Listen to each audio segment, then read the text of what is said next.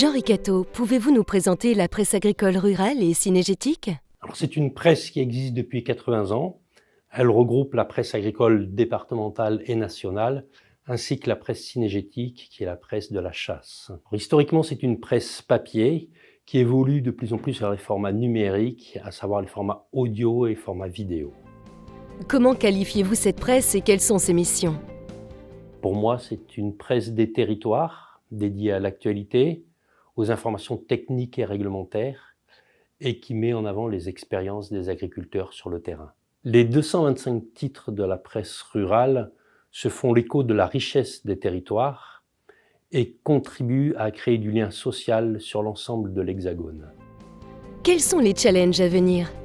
Avec nos 450 journalistes professionnels, nos médias sont au cœur des enjeux de l'agriculture.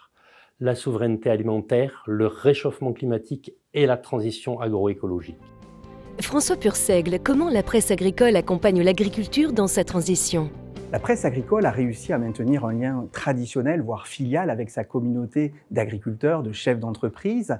C'est un outil d'information, voire même de mobilisation encore extrêmement puissant, parce que les agriculteurs, leurs familles, leurs entreprises se transforment, les médias agricoles également.